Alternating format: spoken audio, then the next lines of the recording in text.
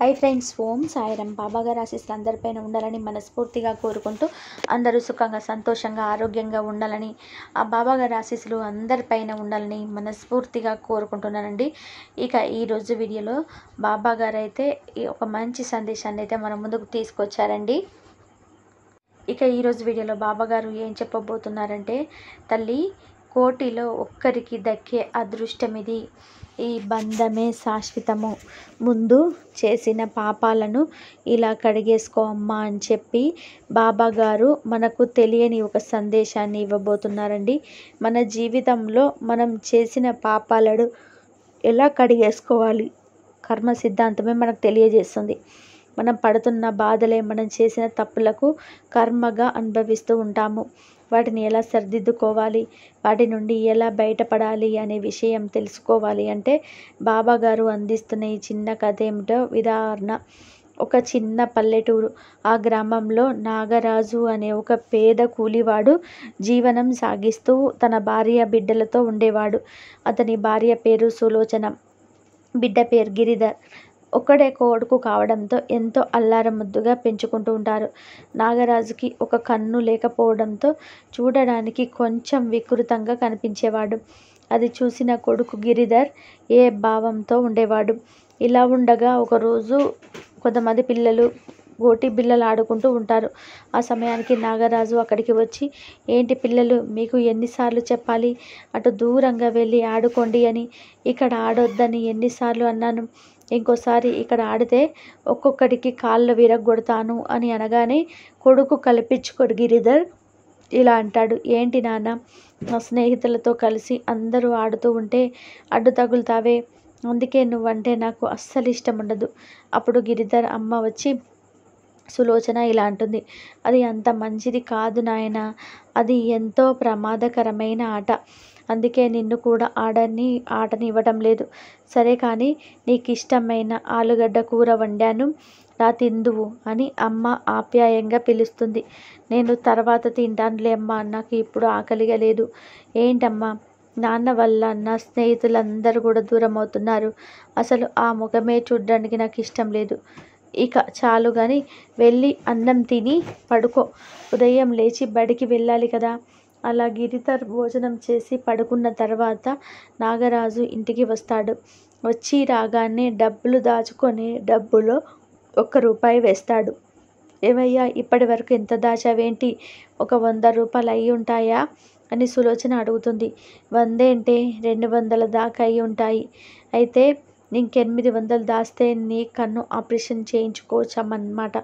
నువ్వు చెప్పేది బాగానే ఉంది. ఆ డబ్బు నా కోసమైతే, మన గిరిధర్ కోసమైతే వాడిని బాగా చదివించి డాక్టర్ని చెయ్యాలి.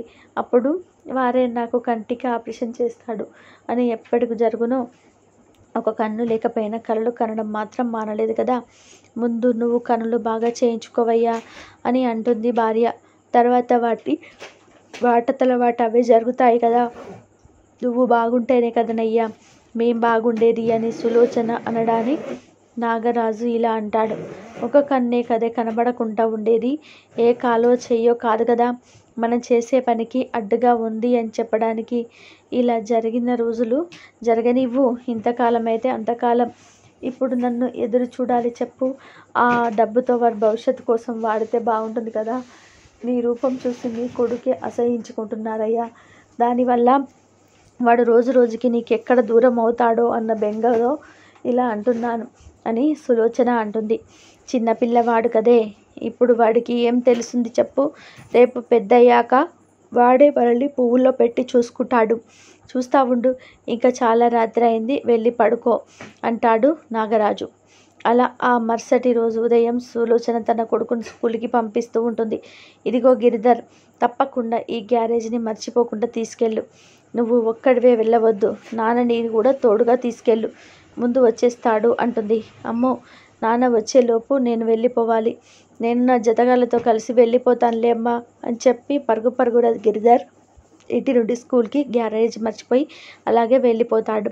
ఇక నాగరాజు ఇంటికి వస్తాడు. సులోచన ఇలా అంటుంది, అయ్యో నేంటండి చెబుతూనే ఉన్నాను గ్యారేజీ మర్చిపోతాడు అని, అయినా వీడు మర్చిపోయి వెళ్ళిపోయాడండి. గ్యారేజీ వెళ్ళి మీరైనా ఇచ్చిరండి అని అంటుంది.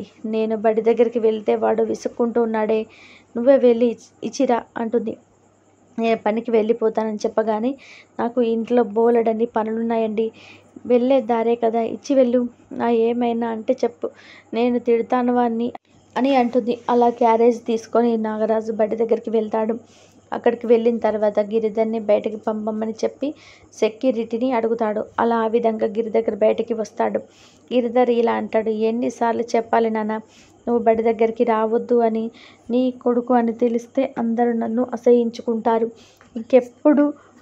ఎప్పుడు బడి దగ్గరికి రావద్దు, ఆకలితోనైనా ఉంటాను కానీ నువ్వు తీసుకొచ్చావంటే నేను తినను అంటాడు. అప్పుడు నాగరాజు, సరేలే నాన్న, ఈ ఒక్కసారికి తీసుకో, ఇంకెప్పుడు ఇక్కడికి రానులేరా. అలా చాలా దురుసుగా గ్యారేజ్ తీసుకొని గిరిధర్కి లోపలికి వెళ్ళిపోతాడు. నేను అంటూనే ఉన్నాను వాడికి వెళ్ళని అని, అయినా వినిపించకుండా పంపించింది. ఇప్పుడు చూడు వాడెంత బాధపడుతున్నాడో ఏంటో. సరేలే చేసేదేముంది అని అక్కడి నుండి తన పని కోసం వెళ్ళిపోతాడు. ఇలా కొన్ని సంవత్సరాలు గడిచిన తర్వాత నాగరాజు ఇంటి దగ్గరికి పట్నం నుంచి రామయ్య వ్యక్తి వస్తాడు. వెళ్ళి నాగరాజుతో ఇలా అంటాడు, ఏరా నాగరాజు, మీ కొడుకు పట్నంలో చదువుకున్నాడని తెలిసింది, ఏం చదువుతున్నాడేంటి అని అడుగుతాడు. అప్పుడు నాగరాజు ఇలా అంటాడు, అవునయ్యా, వాడు పట్నంలో చదువుతున్నాడు, అబ్బాయి ఇంజనీరింగ్ చదువుతున్నాడు, ఎక్కడున్నారేంటి అని అడుగుతాడు రామయ్య. హాస్టల్లో జాయిన్ చేపిద్దామని చూసాము, అక్కడ వారికి స్నేహితులతో కలిసి ఒక అద్దె ఇంట్లో ఉంటున్నాడయ్యా అని చెప్తాడు. మరి నీ సంపాదనంతా నీ కొడుకుకి బాగానే ఖర్చు అవుతూ ఉంటుందే అని అంటాడు. ఏం చేయమంటావయ్యా, వాడు బాగుంటే చాలు అని ఇన్ని తిప్పలు పడుతున్నాం, ఏది చేసినా అంతా వాడి భవిష్యత్తు కోసమేనయ్యా. రామయ్య, నువ్వు ఇక్కడ సంపాదన తక్కువైంది అని నాకు తెలుసు, వెంటనే నువ్వు నీకు ఇబ్బంది లేకపోతే పట్నంలో నా దగ్గరికి వచ్చి, నా గోడల్లో నా మనిషి అని వాడొకడు ఉంటే నాకు మంచిదే అని నా ఉద్దేశం, నీకు ఉండేది అందుకు ఒక వసతి కూడా కల్పిస్తాను, తర్వాత నీ ఇష్టం అని రామయ్య అంటాడు. ఈ విషయం నా భార్యతో సంప్రదించి చెప్తానయ్యా అని అంటాడు నాగరాజు. అలా నాగరాజు జరిగిన విషయం అంతా కూడా సులోచనతో వివరిస్తాడు. అప్పుడు సులోచన కూడా, సరేనయ్యా, ఇంతకీ రూపాయి ఎక్కువ వస్తే ఎందుకు వదిలికూడదు చెప్పండి, పైగా వసతి కూడా ఇస్తున్నారు, పైగా మన అబ్బాయి కూడా అక్కడే ఉంటున్నాడు కదా. అలా భార్య అనేసరికి నువ్వు వస్తావు రావు అనుకున్నాని, నువ్వు వస్తానంటే నాకు ఎలాంటి అభ్యంతరం లేదు, అయితే వెంటనే రామయ్య గారికి కబురు పెట్టి 2 రోజుల్లో వస్తున్నామని చెప్పు అంటాడు రంగరాజు. అలా ఇద్దరు కలిసి పట్నం వెళ్ళి రామయ్య దగ్గరికి పని చేరుకుంటారు. కొన్ని రోజులు గడిచిన తర్వాత నాగరాజు భార్యతో ఇలా అంటాడు, మనం ఇక్కడ చక్కగా వండుకొని తింటున్నాం, పాపం మన గిరిధర్ వాడే వండుకొని తింటున్నాడో లేదో, సమయానికి తింటున్నాడో లేదో, అసలే వాడికి ఏం తిన్నపడదు అని నాగరాజు అనగానే అప్పుడు సులోచన కూడా, అవునయ్యా, వాడు సరిగ్గా తింటున్నాడో లేదో, ఒక పని చేద్దాం, వాడిని కూడా మన దగ్గరే ఉంచుకుందామయ్యా, పైగా హాస్టల్లో కాకుండా స్నేహితులతో విడిగా ఉంటే ఖర్చు కూడా ఎక్కువ అవుతుంది కదా, రేపు ఒకసారి మీరు వెళ్ళి వాడిని రమ్మన్నారు అని చెప్పి తీసుకురండి. నాగరాజు గిరిధర్ని పిలవడానికి ఇంటికి తన రూమ్ దగ్గరికి వెళ్తాడు. తీరా అక్కడికి వెళ్ళిన తర్వాత ఒక వ్యక్తి లోపల నుండి బయటికి వస్తూ ఉంటాడు. అతనిని పిలిచి నాగరాజు ఇలా అడుగుతాడు, అయ్యా, ఇక్కడ గిరిధర్ అనే ఒక కుర్రవాడు ఇంజనీరింగ్ చేస్తూ ఉంటాడు, తన స్నేహితులతో కలిసి ఒక ఇంట్లో ఉంటున్నాడు, ఒకసారి పిలుస్తావా, ఇదేనయ్యా ఆ ఇల్లు, చూడండి ఒకసారి ఉన్నాడో లేదో అని అంటాడు నాగరాజు.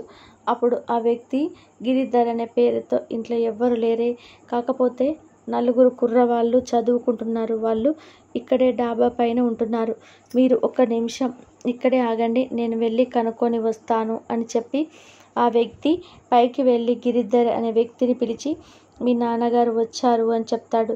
గిరిధర్ కిందికి వచ్చి, ఏంటి నాన్న ఇక్కడికి కూడా వచ్చావు, అయినా నీకు ఎన్నిసార్లు చెప్పాను నేనున్న చోటికి రావద్దు అని, నాకు ఇష్టం లేని పని ఎందుకు మీరు పదే పదే చేస్తున్నారు, వద్దన్న నా వెంట పడుతూనే ఉన్నావు, ఏంటి నాన్న అని అంటాడు.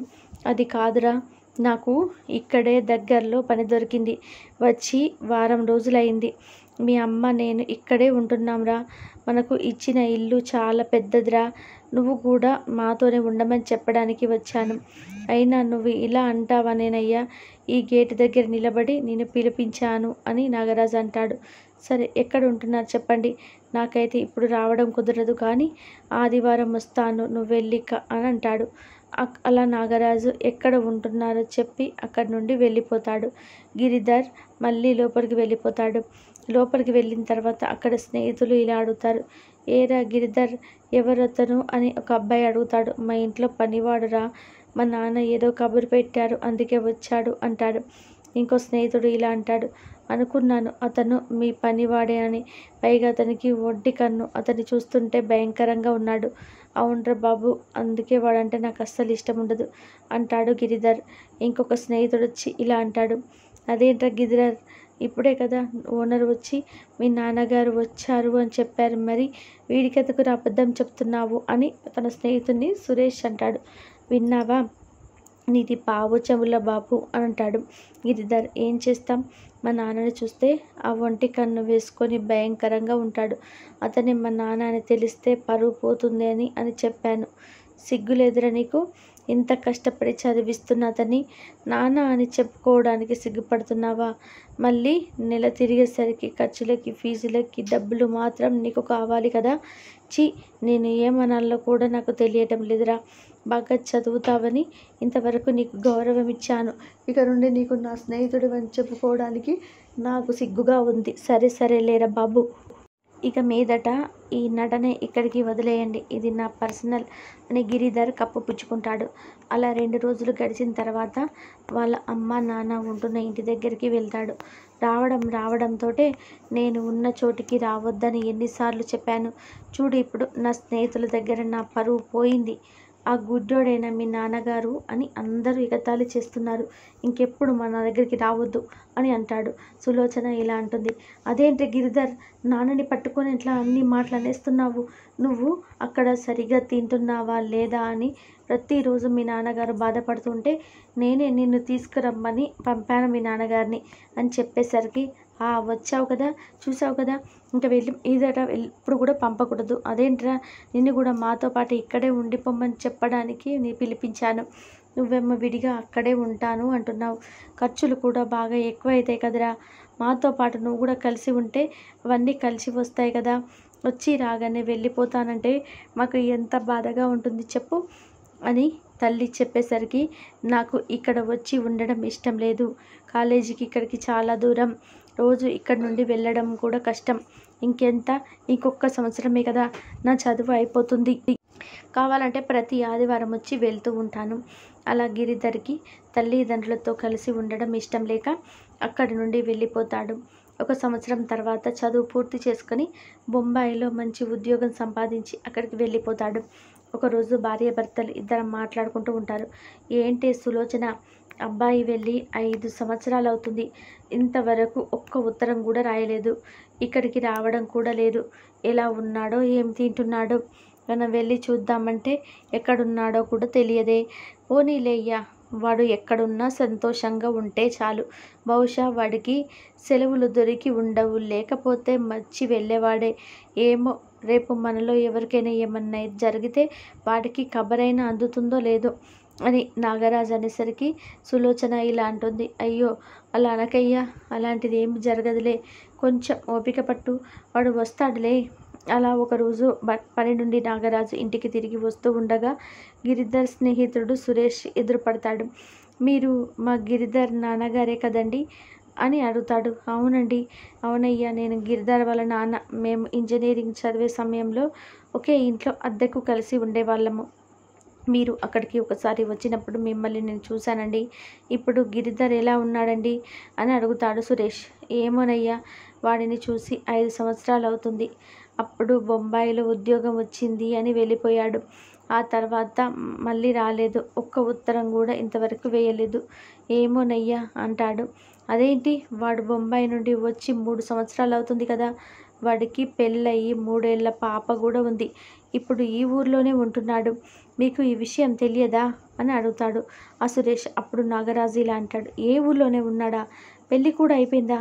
అయితే నాకు ఈ విషయం తెలియదయ్యా. అయితే వాడు మీకేం చెప్పలేదన్నమాట. వాడు ఇప్పటికీ ఇంకా మారలేదు.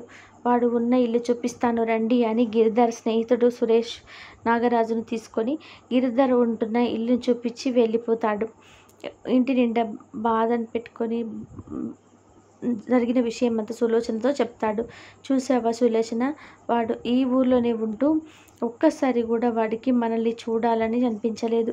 మనమేమో వాడు ఎలా ఉన్నాడో ఏం చేస్తున్నాడో అని ఎప్పటికప్పుడు కంగారు పడుతూనే ఉన్నాము. అప్పుడు సులోచన ఇలా అంటుంది, అసలు ఏం జరిగిందో మనకేం తెలుసయ్యా. ఒకసారి వెళ్ళి వాడిని కోడలి తీసుకొని వద్దాం. పైగా మనవరాలు కూడా అంటున్నారు. అందరినీ చూసినట్టుంటుంది కదా, నువ్వు వెళ్ళి వస్తావా అని అడుగుతుంది. నాకు వెళ్ళాలనుందే, కానీ వాడు నన్ను చూడడాన్ని విసిగించుకుంటున్నాడు, అసహించుకుంటున్నాడు. నేను ఎలా వెళ్ళి వాళ్ళ ముఖం చూపించాను చెప్పు. మళ్ళీ ఎందుకు వచ్చావని అడిగితే ఏం సమాధానం చెప్పను అని నాగరాజు అంటాడు. నా మాట విని నువ్వే ఒక్కసారి వెళ్ళిరా, విషయం ఏంటో తెలుసుకొనిరా అని అంటాడు. అప్పుడు సులోచన, వాడికి ఇప్పుడు బుద్ధొచ్చిందండి. ఇప్పుడు పెళ్ళయ్యి ఒక పాప కూడా ఉంది అంటున్నారు. తప్పకుండా వాడు మారి ఉంటాడు. ఒక్కసారి మీరే వెళ్ళి నా మాట విని పలకరించి రండి అంటుంది.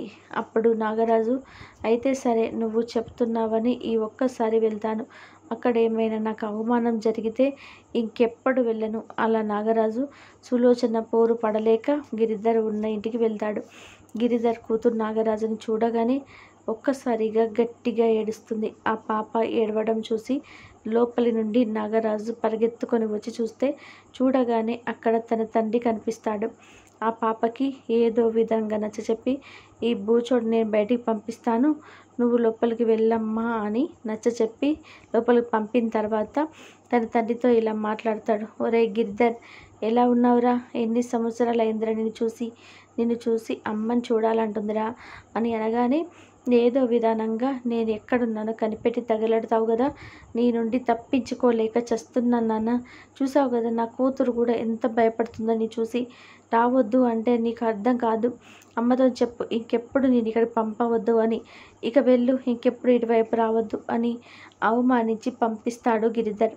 నన్ను కలవడానికి కూడా ప్రయత్నం చేయవద్దు అని అనేసరికి అవమానంతో నాగరాజు ఇంటికి చేరుకొని జరిగిందంతా కూడా భార్యతో వివరిస్తాడు. నా మాట పట్టించుకోకుండా వెళ్ళు అన్నావు, ఇప్పుడు చూడు అక్కడ వాడు వెళ్ళినందుకు ఎంత బాధపడుతున్నాడో. నువ్వు చూడాలని అంటున్నావు కదా, ఇక నువ్వే వెళ్ళొచ్చు కదా. ఒకసారి నీకు ఇంత అవమానం జరిగిన తర్వాత ఇక నాకు కూడా అక్కడికి వెళ్ళాలని లేదయ్యా. ఇంకెప్పుడు వాడి ప్రస్తావన ఇక్కడికి తీసుకురావద్దు. వాడు రావాలనుకుంటే వాడే వస్తాడులే, ఇక మనం మాత్రం అక్కడికి వెళ్ళవద్దు అని అంటుంది సులోచన. అలా కొన్ని రోజులు గడిచిన తర్వాత గిరిధర్ తన స్నేహితుడిని కలవడానికి సురేష్ దగ్గరికి వెళ్తాడు. ఏరా గిరిధర్, చాలా రోజులైంది, ఏంటి ఇలా వచ్చావు అని అడుగుతాడు. ఏం లేదురా, చూసి చాలా రోజులు అయింది కదా, ఒకసారి చూసి వెళ్దామని వచ్చాను అంతే అని అంటాడు. ఇంకేంట్రా విశేషాలు అని అడుగుతాడు. నన్ను చూడడానికి వచ్చావు బాగానే ఉంది, కానీ నీ అమ్మ నాన్నని చూడడానికి వెళ్ళావా? మీ నాన్న ఇన్ని చూడాలని అంటే నేనే నీవు ఎక్కడున్నావో చూపించింది. నీకు కనీసం పెళ్ళి జరిగిన విషయం కూడా వారికి తెలియదు అంటున్నారా? ఇంతకీ వారిని కలిసావా లేదా అని అడుగుతాడు సురేష్. వెంటనే గిరిధర్ ఇలా అంటాడు, లేదురా, మా నాన్నని కలవడం అంటే నాకు ఇష్టం లేదు. నాకు చిన్నప్పటి నుండి మా నాన్న అంటే ఇష్టం లేదు. అంటే ఇంకా నువ్వు మారలేదన్నమాట. నువ్వు మారావనుకోవడం నాదే బుద్ధి తక్కువ. మీ నాన్నకు కన్ను లేకపోవడం ఒకటే లోపం. మరి ఆయన పంపించిన డబ్బుతోనే కదా నువ్వు చదివి పెద్దవాడయ్యావు. ఈరోజు నువ్వు మంచి ఉద్యోగం చేస్తున్నావు అంటే దానికి కారణం మీ నాన్న పెట్టిన భిక్షే. నిన్ను చూసుకుందాం అనుకున్నా కూడా నాకు తల్లిదండ్రులు లేరు. ఉన్న నీకు వారి విలువ అర్థం కావడం లేదు. ఈ వృద్ధాప్యంలో నీ అవసరం వారికి ఎంతైనా ఉంటుంది. నువ్వు నన్ను చూడాలంటే ముందు మీ అమ్మ నాన్నని కలిసి తర్వాతే ఇక్కడికి రా, లేదంటే ఇక్కడికి నీ ముఖమే నాకు చూపించకు. అలా బుద్ధి తెచ్చుకున్న గిరిధర్ అమ్మ నాన్నను కలవడానికి వారి ఇంటికి వెళ్తాడు. అమ్మ, ఎలా ఉన్నావమ్మా? మిమ్మల్ని చూడాలని ఇక్కడికి వచ్చాను. నేను బాగానే ఉన్నాను నాయన. నీకు పెళ్ళయి ఒక కూతురు కూడా ఉందంట కదరా. నువ్వు ఒక్కడివే రాకపోతే వాళ్ళను కూడా పిలుచుకొని రావచ్చు కదరా. నేను కూడా చూసినట్టు ఉంటుంది అని అనగానే, వారిని ఇక్కడికి తీసుకురావడం ఏంటమ్మా, మీరే నా దగ్గరికి వచ్చేయండి, నాన్నతో చెప్పు, ఇంకెప్పుడు మిమ్మల్ని ఇబ్బంది పెట్టను అని. అవును, నాన్న ఎక్కడికి వెళ్ళాడు, కనపడటం లేదు అని అడుగుతాడు గిరిధర్. ఇంకెక్కడ నాన్నగారయ్యా, నీ దగ్గర నుండి వచ్చిన తర్వాత వారం రోజుల తర్వాత చనిపోయాడు. నీకు ఆ విషయం చెప్దామంటే నాకు ఆ ఇల్లు కూడా తెలియదు, మీ స్నేహితుడు కూడా నాకు ఎవ్వరూ తెలియదు. ఇక చేసేదేం లేక ఆ కార్యక్రమాలన్నీ నేనే చేశాను. అయ్యో, ఎంత పని జరిగిందమ్మా. నేను ఆయన్ని బ్రతికి ఉన్నన్ని రోజులు అసహించుకున్నాను. ఇప్పుడు తప్పు తెలుసుకునేసరికి నాన్నగారే లేరు. నువ్వు అంతలా మీ నాన్నగారిని అసహించుకోలేదానికి కారణం ఆయనకి ఒక కన్ను లేకపోవడం కదరా. అసలు ఆ కన్ను ఎలా పోయిందో నీకు తెలుసా అని తన తల్లి చెబుతుంది. కన్ను నాన్నగారికి పుట్టినప్పటి నుండి లేదు కదమ్మా అని అనేసరికి, అది కాదురా, ఒకరోజు మన ఇంటి ముందు పిల్లలందరూ కలిసి గుడ్డి ఆడుతున్నారు. అప్పుడు నువ్వు ఇంకా చల్లింటి పిల్లవాడివి. నీకు ఆ గోటి పిల్ల తగిలి ఒక కన్ను పూర్తిగా దెబ్బతినింది అని ఆసుపత్రిలో చూపిస్తే ఆ కన్ను ఇక తిరిగి రాదు అని చెప్పారు. ఎవరైనా కన్ను దానం చేస్తే ఆ కన్ను మళ్ళీ బిడ్డవచ్చు అని డాక్టర్లు చెప్పేసరికి, మీ నాన్నగారు ఆ 2 కళ్ళలో ఒక కన్ను నీకు ఇచ్చారా. ఇక ఈ విషయం ఎప్పటికీ తెలియకూడదని నా దగ్గర మీ నాన్నగారు మాట తీసుకున్నారు. కాబట్టి ఈ విషయం నీకు ఇంతవరకు తెలియనివ్వకుండా దాచాం. ఇప్పుడు ఆయన లేరు గనుక నీకు ఈ విషయం చెప్పాల్సి వచ్చింది అని అనగానే, నాన్న పట్ల నేను ఎంత మూర్ఖంగా వ్యవహరించానో నాకు ఇప్పుడు అర్థమైంది అని తప్పు తెలుసుకున్న గిరిధర్ పశ్చాత్తాపంతో తనతో పాటు తన తల్లిని తీసుకెళ్ళి అప్పటి నుండి ఎంతో ప్రేమగా చూసుకుంటాడు. ఈ కథను బట్టి బాబాగారు ఏం చెప్తున్నారంటే, మన జీవితంలో శాశ్వతమైన బంధం అంటూ ఉంది అంటే అది మన తల్లిదండ్రులే. వారిని గొప్పగా చూసుకోవాలి. దైవంతో సమానంగా వారిని భావించి, వారు మనల్ని ఏ విధంగా పెంచి పెద్ద చేశారో, మనల్ని ఉన్నత స్థాయిలో నిలబెట్టారో దానిని మనం గుర్తుంచుకోవాలి. ఆ రుణాన్ని మనం ఎన్ని జన్మలెత్తినా కూడా మరవలేం. కోటిలో ఒక్కరికి దక్కే ఇంత గొప్ప అదృష్టం ఎవరు కాదనుకుంటారు. తల్లిదండ్రుల సేవ మహా గొప్పది.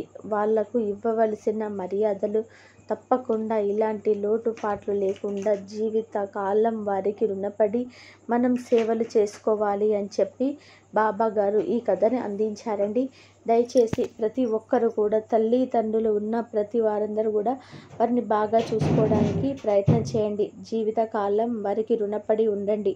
ఈ వీడియో కనుక మీ అందరికీ నచ్చినట్లయితే శ్రద్ధ సబూరి అని కామెంట్ చేయండి. బాబాగారి మీద గౌరవంతో 10 మందికి ఈ వీడియోను అందేలాగా షేర్ చేయండి, లైక్ చేయండి. మరొక మంచి వీడియోతో మళ్ళీ ముందంటను. అంతవరకు కూడా సెలవు. సర్వేజన సుఖినో భవంతు. సర్వం శ్రీ సాయినాథార్పణమస్తు. శుభం భవతు. అందరూ బాగుండాలి, అందరిలో మనం ఉండాలి.